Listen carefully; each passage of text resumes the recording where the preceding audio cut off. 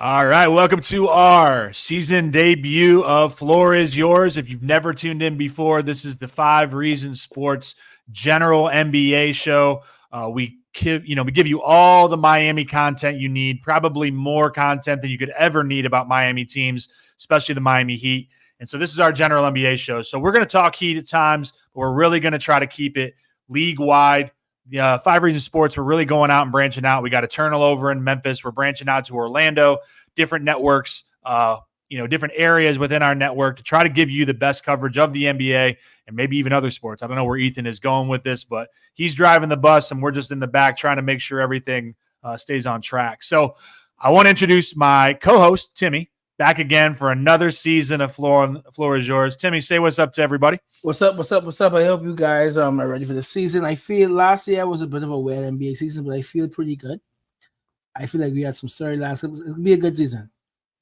Yeah, I'm excited about it. And we have a special guest this week. So our plan is Timmy and I are going to be joined each week by people from around the NBA, different capacities, whether it's talking about gambling, talking about, they cover the team for a certain aspect, or just, whatever we can find basically every week. So we're going to kind of improvise as we go. But this week we are brought here by Stephen Keech. I know him because this guy is one of the best handicappers that I know. I'm gonna glow for him right now. Like this guy, his WNBA picks, his NBA picks, his MLB stuff, like he absolutely kills it. I followed him on the Action Network app, and he's definitely made me a lot of money. So I'm gonna let him talk about gambling. But Steve, just introduce yourself real quick. It's quite an intro. I'll have a hard time doing better than that. But yeah, I am with Unabated now, kind of helping build their NBA product, which I think we'll get into toward the end of the show. But yeah, very deep into the NBA. Like this is my life pretty much, especially during the NBA season, 24/7. Very few days off. So yeah, I'm pretty much like the summer is over and we're about to really dig in.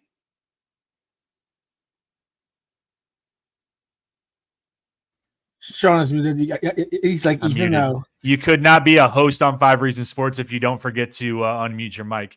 I was saying that I've dabbled a little bit into preseason, but it's kind of like, all right, we need to get this going. Like I just can't. I don't have it right now.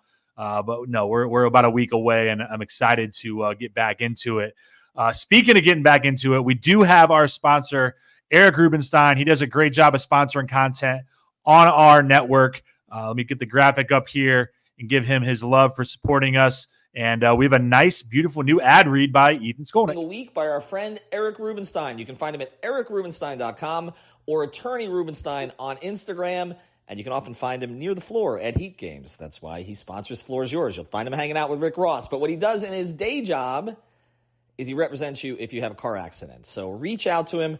Magna cum laude, St. Thomas University, South Florida, born and bred from Lauderhill. This is the guy that you want to go to. He will help you get what you deserve if you have a car accident. So check him out, ericrubenstein.com or Attorney Rubenstein, huge Miami Heat fan. Check him out today. All right. Thank you, Eric Rubenstein, for sponsoring the show. And we're going to jump into the show. So we are going to start talking a little preseason, but really kind of looking forward into the NBA season. And we're talking about current events in the NBA. So one thing that happened this week, I live in Philadelphia, not a Sixers fan by any means, but there is a lot of buzz about the Sixers. First, it was Embiid is not going to play back-to-backs this season, and then the PG-13 injury happened a few nights ago. So let me go to Keech first. What did you think about the reaction? Let's start with Embiid first, just the management of him not playing back-to-backs this season. It's a tough life being a Sixers fan. I'm happy with Embiid resting. Like if he were to start his season on January 1st and not play back-to-backs and just kind of leave it at that, I'd be totally fine with it. They can baby him all they want. As much rest as he needs, he can have it. Any night he just doesn't feel like going out there. Anything feels a little twinge of anything. The ankle's not feeling right. The knee's not feeling right. Don't play. So I have no issues with it. The regular season just doesn't matter anymore. We've had so many just terrible playoff collapses that it just get through that period, and then the season really starts when we're the 4 or the 5 seed probably. Timmy, what do you think about the management of Embiid this season? I think they actually went back to something that worked before with Drummond. He actually is a solid backup for Embiid, or could start a few games. we've seen it so many times. Like he's such a great player, but he doesn't hold up. So if you take away back-to-back season, but like what 60, 63 games, I mean, you have a Paul George, you have a Maxi, you have Caleb, Eric Gordon, you have McCain, Ricky Collins, you have all these players who can keep you around the 4th, 5th seed for the regular season, and then you get to work in the playoffs. You need him. I think it's and you mentioned something. He said never ever again. He didn't just say this. He said he might not play back to backs ever again. At least they're taking a very forward approach on his career. I think it's for the best. I think it's for the best. Yeah, I agree with that, and I just think that you're playing the long game, right? He's coming off of that injury. You didn't know what was going to happen after that. He elected for the shorter term recovery when they prepared that, and so you have to take care of him. Like a guy that big, you don't want to risk the long term. I mean, he's one of the best, if not the best big man in the NBA, depending on who you ask. I want him out there, like Steven said, like at the end of the season. And again, not being a Sixers fan, and a lot of times on our network, we like to clown on the Sixers because, we went up against them a few years ago, knocked them out in the second round. We know the second round is kind of the hill that the Sixers can't get over. When I was driving home today down Broad Street, I saw a new sign. It kind of pissed me off seeing Caleb Martin on that sign. And they're all in or whatever. I forget what the slogan is for the Sixers this year, but made for it or built for it. One of those things. Like it was something like that. I'm like, all right, I don't know what you're built for, but I think the Yabu signing is interesting too. Like they actually have some more options like for the games that he sits. Like I know they drafted a Dembo in the second round. I think he'll maybe get some shots, but having Drummond who can give you good minutes, having Yabu who they can play at different spots. Like I do think he'll get some run at the 4. But he's an interesting player. I think he can fill a lot of different holes for them on the bench. Yeah. And they have a lot of other old guys on this team. Like Eric Gordon's probably going to need some nights off. So yeah, there's going to be some interesting holes to fill. I think Jared McCain will come in handy in those situations. But yeah, take it easy on Embiid. And I think to that point about the depth, you saw last year with the Celtics, like great team on the top, right? Maybe the best top 7 in the league, but also the depth that they had to withstand the injuries, whether it was Porzingis or different guys throughout the season. I think you make a great point that the Sixers roster is very good. Like I don't think there's any way now of you can clown on the Sixers all you want, but the roster they've assembled, this is the best one that they've had in the last, I would say, since that Jimmy build. That was obviously a midseason acquisition, a bad bounce against the Raptors, and if not for that bad bounce with the Kawhi Leonard shot, who knows what would have happened with that season because they were built to win.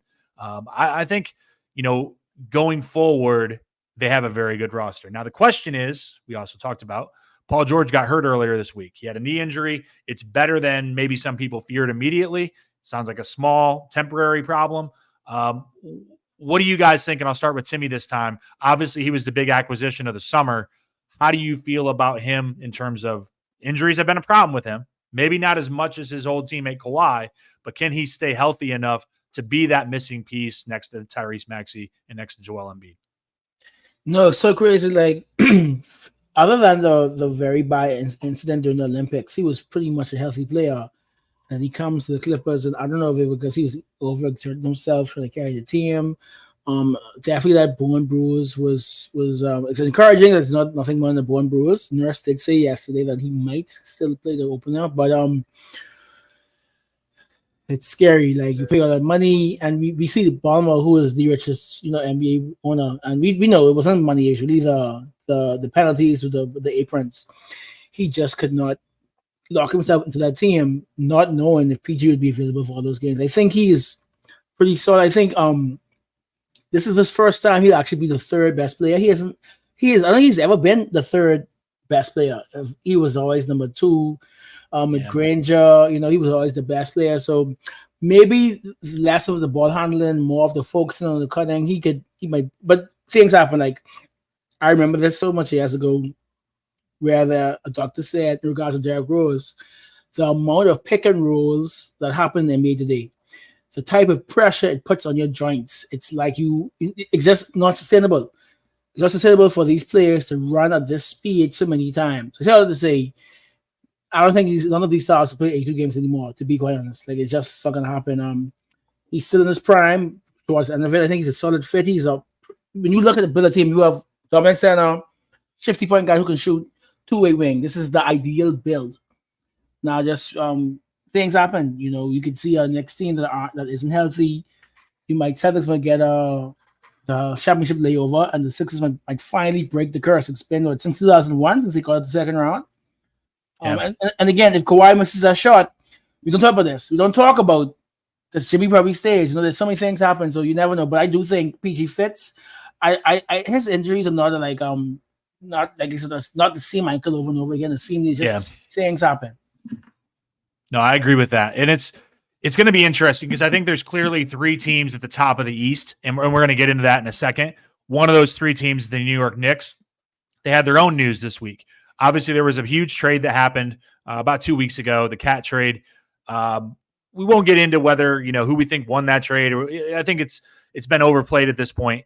But there was a huge beef that happened in that game where Dante DiVincenzo's on the line, chirping into the crowd. After the game, they're going back and forth, him and Jalen Brunson's dad, Rick Brunson, talking smack to Tibbs. Like, there was a lot of stuff with that.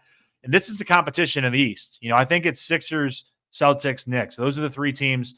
We may get in later on and talk about other teams. We know we're a Miami Sports Network. I just don't feel like we're in that tier at all.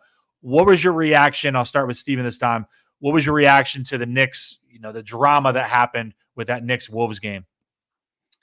I mean, it seems like Dante and Rick Brunson don't like each other. Dante was in Jalen's wedding, which I think was like fairly recent. So it seems like they're on pretty good, on the same page. But yeah, I wonder what the chirping was from that like got that reaction from DiVincenzo. I don't know if I've actually seen what that was. But yeah, it seems like there's a little bit of bad blood. Obviously, he's going to want to play well in front of those guys.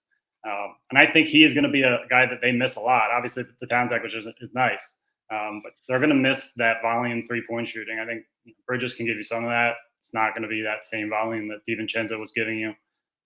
So yeah, some weird bad blood. I'm curious to see what happens when they play in the regular season. But yeah, it was a strange incident. Definitely strange to happen in the preseason. Like it's such a weird vibe to like who is really caring that much. So I agree with you that you saw the clip, what was said potentially before that clip, what was said 3 possessions before when they were back on that end of the floor. There's got to be more to the story, and we'll probably never actually get that information. Timmy, what was your reaction when that all went down? Yeah, so Dante said that whatever happens will be addressed privately. And Jalen was right there as Rick and Dante was going back and forth. So again, when they asked Jalen about the trade, he said he was in my wedding. So clearly he says we're close. We know that's Rick, that's Jalen's dad, right? He's gonna get in between them. But clearly, I remember Dante was saying something about I can't finish right. So I don't know if that was maybe something as assistant coach Rick Bronson might have said something. Things get around. So I don't know if maybe in the trade Rick Bronson might have said something about Dante's weaknesses and that pissed him off. But something pissed off Dante, and it's funny because Rick is not just his former assistant coach. That's one of his best friend's father. So that's deep. Like he would have said something that might just push the wrong button. Clearly enough for them to flare emotions during a preseason game. So that's going to be interesting to see. I knew Cat was going to the Knicks eventually, just because we all knew it. Leon Rose, like we knew it was coming eventually. I just thought they would have given it one more year. And I read somewhere that he could be the starting point guard next to Anthony Edwards after Conley retires. Like he might be in the perfect place. So that's a really good backcourt. Yeah, I think both teams benefited from that trade, and it's going to play out.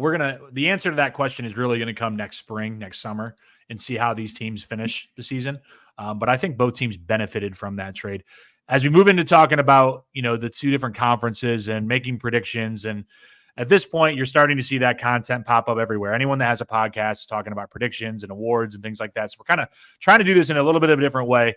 We're going to start off with a very basic question, and I'll start with Timmy this time. Who do you think is to be the top team? We'll start in the Eastern Conference. Top team in the Eastern Conference this year. I know it's like costly to take off my jersey, but I do think Boston still is the best team in the East. Embiid isn't playing back-to-backs, and the Knicks, I think both you guys said it greatly.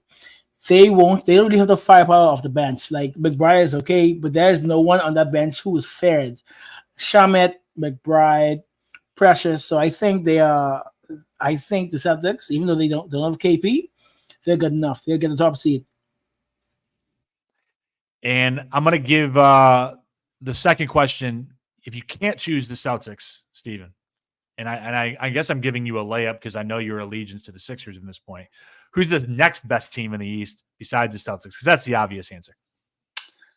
It's obviously health dependent, but I do think the Sixers are a better roster than the Knicks. I think what Timmy just said is spot on. Their bench is not deep. Like Landry Shamet is a guy I think was going to play minutes. He dislocated a shoulder last night or 2 nights ago, so he's probably going to miss some time. They're even thinner than they were. Boston is, though, I think far and away the top team in the East. I think there's more of a gap between them and the second best team in the East than there is between my top team in the West and the second team in the West. Yeah, I think the one thing, and I agree with you, I think the one thing that will be interesting to see is, let's assume Boston is 1, Philly or New York is 2 or 3. If one of those teams goes through an injury and they drop into 4, I think Cleveland is a safe team, and we're going to get into this later with these other teams, but like if one of them bumps down to 4, now you're on the same side as on the bracket of the Boston Celtics. That's where you can get into problems because you don't want to play them until the Eastern Conference Finals. Obviously, you want to have home court in that second round matchup. So that's going to be the fun thing. And I think that Philly-New York series, at least in my opinion, and being here in Philadelphia and going out and watching those games among Sixers fans, it was awesome. I really, really enjoyed it. So hopefully that happens again, and maybe it's not the same fate as the Phillies and Mets because we had that New York-Philly rivalry end last week. Let's move into the Western Conference. Top team in the Western Conference. Again, betting odds, you're going to go Thunder. Steven, who do you think, if it is the Thunder, or do you have another team that you think is going to be the best in the West? I think it is the Thunder. I think they've gotten better. I think the Hardenstein addition is big. I think it allows Chet to do a lot of interesting things defensively, gives him more of an ability to roam, I think, or even Hardenstein that ability. But I think they're going to be so good defensively. They're so deep. They have, obviously, Shea, probably in my opinion, at least the MVP favorite. Jalen Williams still getting better. Like so many of their guys in their core are still improving. And they just have so many options. Their rotation, they could run 11 easily and have, good players in there. So I think they're young, but I still think they're head and shoulders right now above the other teams in the West. Timmy, you agree with the Thunder, or you got another team that you think is going to finish up top? I would not be surprised if the Wolves got like a 2-game lead on the Thunder. I think we always see after FIBA Olympics, some star makes the leap. We all know after 2008, when we was the 6th man at the Olympics, he came back and, averaged 30 points a game. Should have won MVP, but he went to LeBron. I feel like we get a different art this season. Jay McDaniels, I think, is going to get more touches with Cat out. I just love the idea of you have a Calm Conley, Bulldog Randall, and who is probably the best shooting guard in the NBA, Jalen McDaniels, who is a very good two-way player, and then Gobert just doing what he does. And despite whatever happens in the playoffs, Gobert still is pretty solid in the regular season. Like all his regular season teams are some of the best defensive ever, whatever, right? I still don't like their bench. I mean, Dilly, I like Defensio. I can see what Dilly could do, but I would not be surprised just because I love the Thunder very much. So I think SGA is the MVP. They just lose a little bit of spacing with Chet. Because remember, Hardenstein can't shoot, so you go from being a 5-0 team to a 4-1 team, and I think they're gonna be cutting and all these type of things. But you just lose just a little bit of space, and who knows, that might affect not the MVP, but that might affect Dort a bit, or maybe J-Dub. So I just think they gain so much more defense. Like Caruso is a great pick of it, but I do think that I think it's gonna be close. I think the Wolves might edge out the Thunder just a little bit, just because I think Ant will make a bigger leap than SGA. Yeah, I love the additions that Thunder made. You made a great point about Caruso and Hartenstein. They're just like perfect fits. And the other thing about the Thunder is they still have like a treasure chest full of, if I want to go out and get someone, like if I'm trying to bid on a house, like I can't outbid them. Like that guy comes on the market, like they are just going to continually be able to be like, okay, I can go $1 more. Like it's incredible what they've built there. And it's not stopping soon. They're going to add another piece at some point, whether it's they keep going complimentary like they did this summer, or they go swing for the fences. It's going to be very interesting. Let's move into another team. So I'm going to have you pick one team. I called this our all-in team. So I'm going to kind of frame this way. We'll ignore that the Heat exist and the Sixers exist for Steven. We got to go all in on one team. I got to watch all 82 games. I got to rock with them to the end of the season. This is the team I'm like all in invested in. Not necessarily the best team, but like I want to watch them. They're my league pass team. Someone I can go all in on that I'm excited to watch this year that I think is going to perform well, that I want to be connected to. And Timmy, I'm going to let you go first.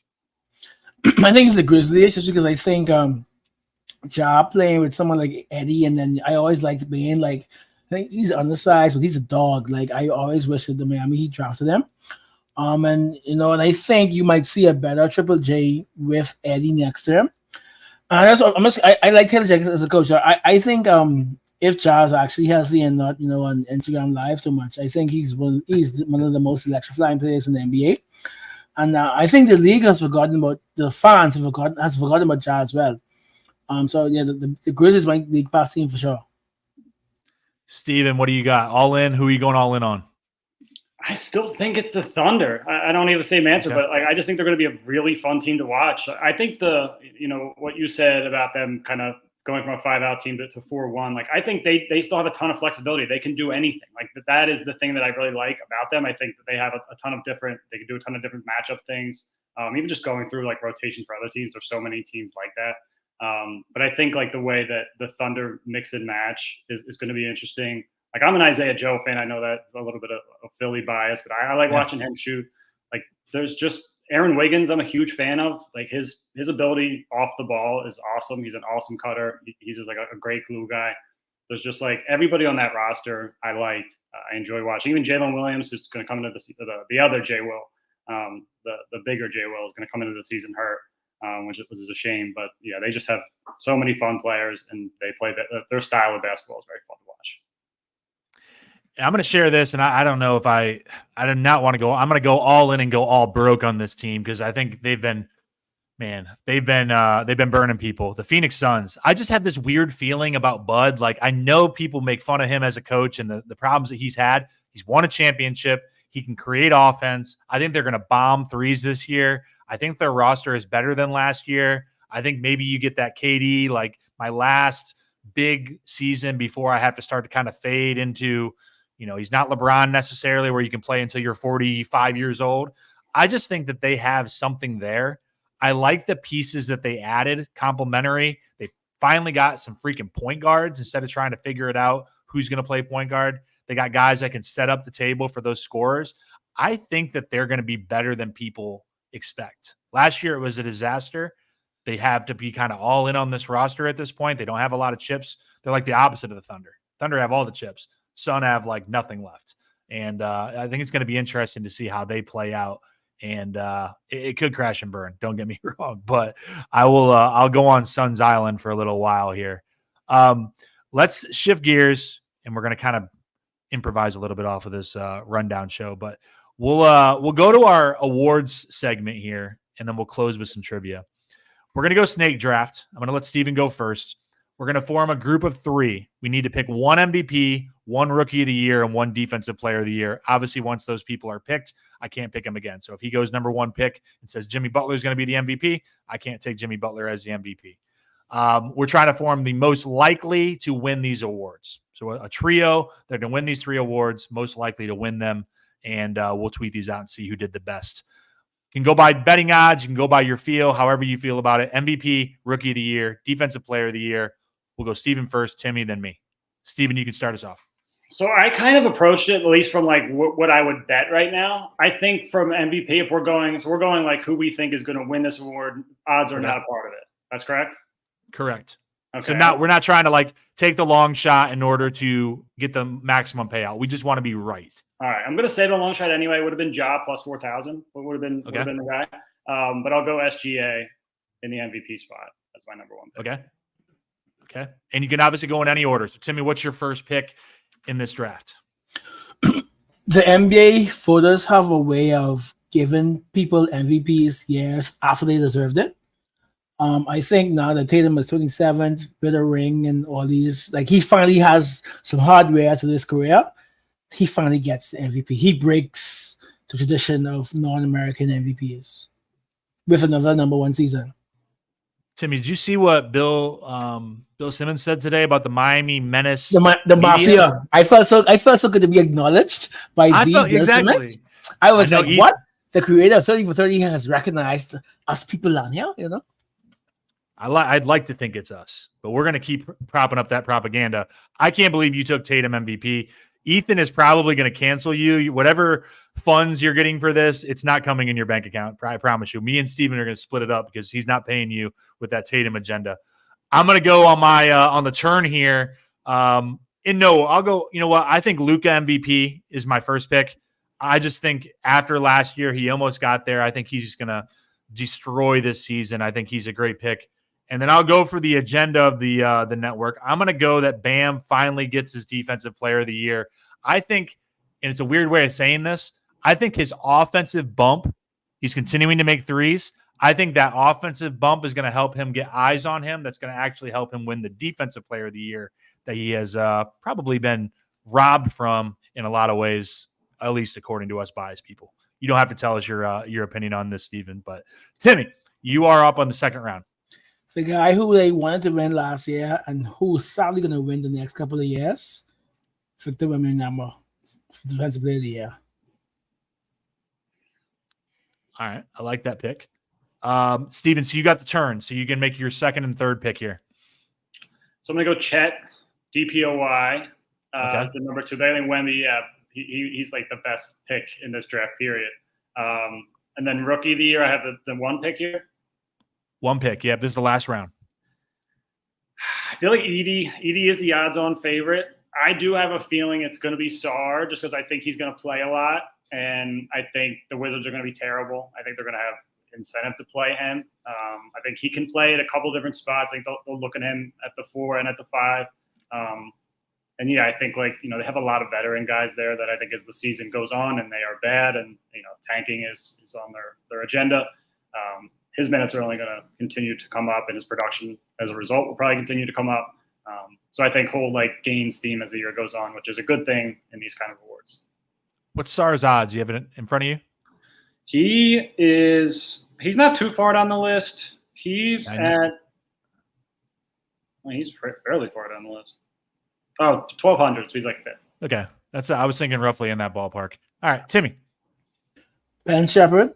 Even though the Rockets are loaded, I think something is going to happen to where he gets most of the minutes behind Fred VanVleet and Jalen Green. I just think he's that good. I do think the Rockets are going to make the playoffs this year as well. And if he could get up to that 50 and 16 points on a 41 to 42 win team versus Sarr, who's going to be, great on a 20 win team. I think it's going to be, sorry, I said Ben, Reed Shepherd.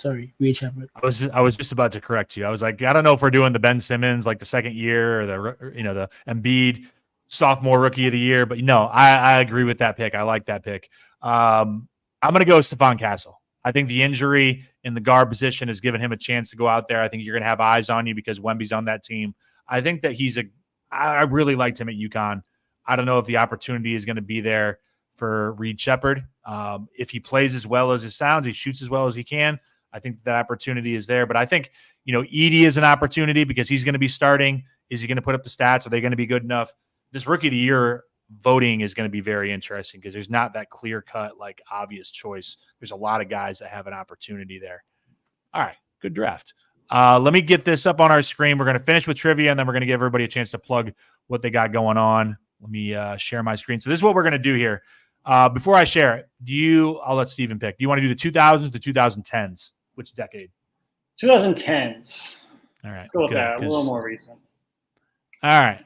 So we got a wheel here. This is how we're going to do for trivia. Anyone in the comments, if you want to jump in here and do this with us, we are going to basically have 3 strikes for each person to try to guess the opening night roster for a team.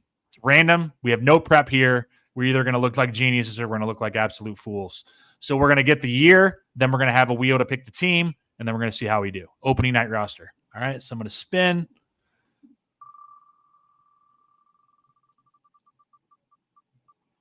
We got good. So we're in the COVID year. That's before the world ended. 2019, 2020. And we are gonna have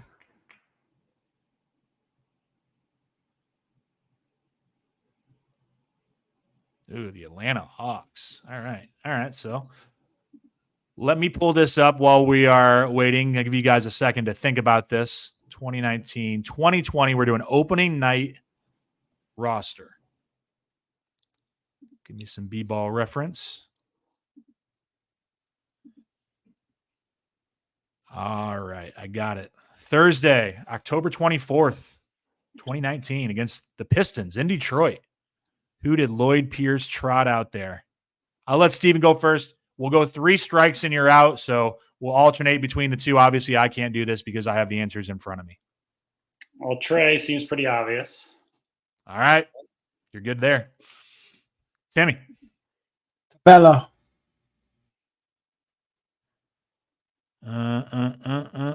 Clint Capella was not on the Atlanta Hawks at that point. I think he might still be on the Rockets. Yeah. John Collins. John Collins, I think at that point still had a full finger, so he's in there. That's a good one.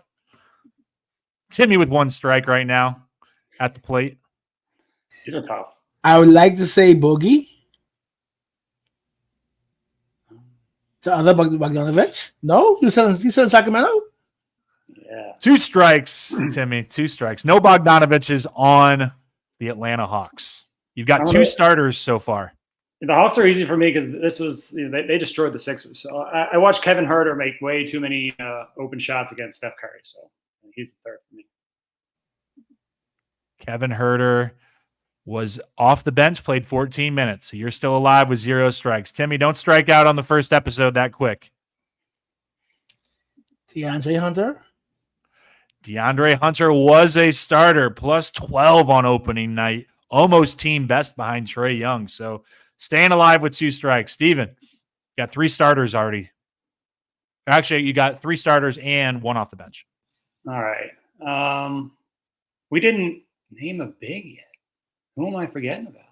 I would say the big, and then the other guy would be like a wing.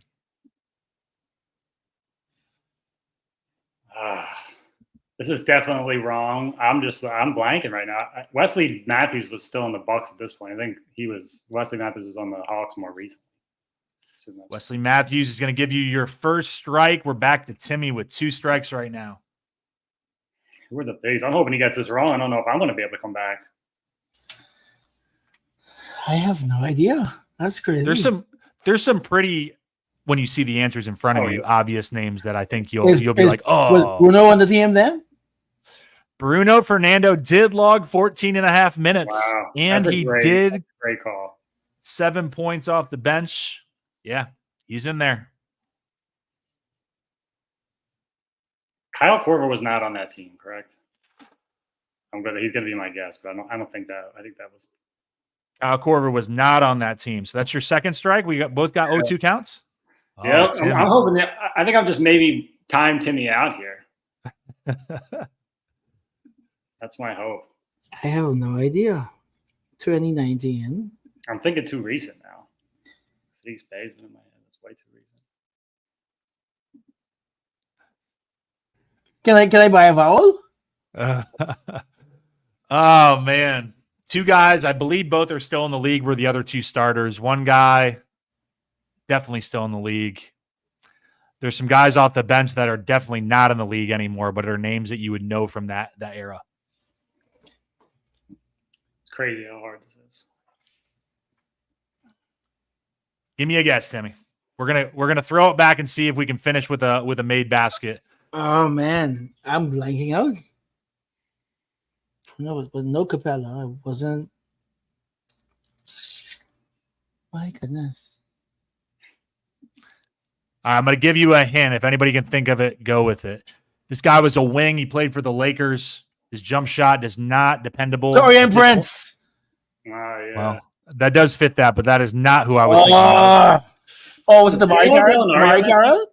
This is a young man that was still at this point a high prospect. Came out of he's from the Philly area. Went to Westtown and played with Mo Bamba in high school. Cam Reddish. Cam Reddish. Cam Reddish, yeah. So Cam Reddish was the other starter. Alex Len was the big that we didn't know. Wow. Some other names off the bench. Say it again. Gallinari? Gallinari's not on that team No, either. He wasn't there, no. DeAndre Bembry, Jabari Parker, Evan Turner. We got Kevin Herter. We got Bruno Fernando. And an old Vince Carter logged 10 minutes that night. So, Whoa, right. Yeah, that's I can't believe I forgot Reddish. It was a good little challenge there. Look, we appreciate everybody for tuning in. 500 people live. We definitely will be appreciating you guys coming back. We'll do this every week. Generally, we're going to try to keep it to Wednesdays as much as possible. But once we get into the season, if the Heat are playing on a Wednesday, we'll bump it to either Tuesday or Thursday. Before we leave, Steven, make sure you plug where everybody can find you. And as I said before, I give my 100% follow, tail his plays. He is a magician with his picks. I appreciate that. Yeah, so the NBA package is now available at Unabated. I think October 21st it goes on sale. But it'll kind of be like a hub in a sense. We'll offer projections, which I think will, trying to be the best in the industry. Some obviously good competition there, but that's our goal. News is going to be a big part of it. Justin Fan is kind of like the head of this team. So if you've gotten Underdog NBA alerts, you've consumed his work. I think our feed will be a little bit different than that. When you get an alert from us, it'll be something where, that's actionable and makes you think and has some sort of a betting implication. It won't be like, the third center is out, like something that you're just going to look at and put your phone back down. And I think the big selling point for us is conditional projections. So like, we'll look at an injury report every day, have a set of projections, LeBron's questionable, we'll have a set with him in, with him out. And not, we'll be able to show you, excuse me, like the exact stat projections we have in each scenario. So, when that news does break, or if you want to try to get ahead of that news, you'll know exactly where we are. And I think that is a big difference, especially if you're trying to like get ahead of different things in the prop market. That's obviously a big part of it. So I think we'll keep people a step ahead. I love that. And what's your Twitter? At Steph Byron Keech. And we'll make sure we tag you when we put these things out. Make sure you give him a follow. Make sure you follow Timmy. Make sure you follow me. 5 Reasons Sports. We're about to bump over and do Setting the Edge with our 5 NFL picks for the week. And I know there's a post-game show coming up. I think the Heat game has got to be just about over. If anyone, I personally, I cannot watch any more preseason basketball, but I'll watch the highlights or something tomorrow. So thank you guys for tuning in. We'll be back next week with another Floor is Yours.